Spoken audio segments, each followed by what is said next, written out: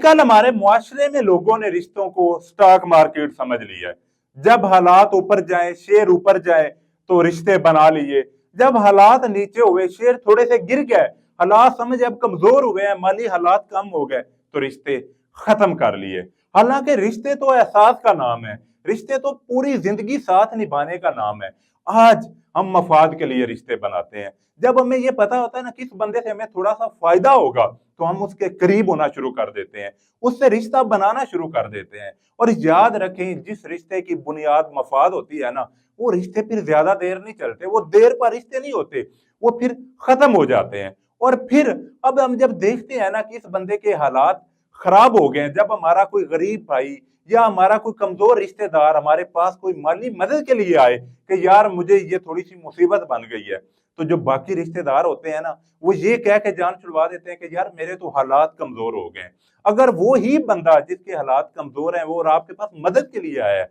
वो अपना घर बेचने की ख्वाहिश जाहिर करे ना, तो सबसे पहले जो रिश्तेदार होते हैं वो हक शुफा का दावा कर देते हैं कि यार ये खरीदने का राइट मेरा है, और उसका रेट फिर कम से कम लगाएंगे ताकि बाहर का बंदे को भी खरीदने नहीं देंगे और खुद भी थोड़े पैसे लगा के उसकी जमीन, उसका घर खरीदने के लिए सबसे पहले आ जाएंगे। और जब उसे वैसे पैसों की जरूरत आएंगे तो ये दिखावा करेंगे कि मेरे तो खुद हालात बड़े कमजोर हैं, भाई मैं कैसे मदद करूं, मैं तो खुद बड़ा गुजर बसर मुश्किल से कर रहा हूं। आजकल हमारे मुआशरे के हालात ये हो गए हैं कि अब हमने पैसों वालों से दोस्तियां लगाना शुरू कर दी हैं और अपने जो कमजोर भाई हैं, अपने जो करीबी रिश्तेदार हैं, उनसे हम किनारा कर चुके हैं। खुदारा अगर हम इस्लामी रियासत में रहते हैं, अपने आप को मुसलमान कहते हैं, तो अपने अंदर एहसास पैदा करें और जो अपने रिश्ते हैं उनकी अगर माली मुआवनत कर सकते हैं, मदद कर सकते हैं, अल्लाह ने अगर हमको इस्तात दी है तो जरूर उनकी मदद किया करें।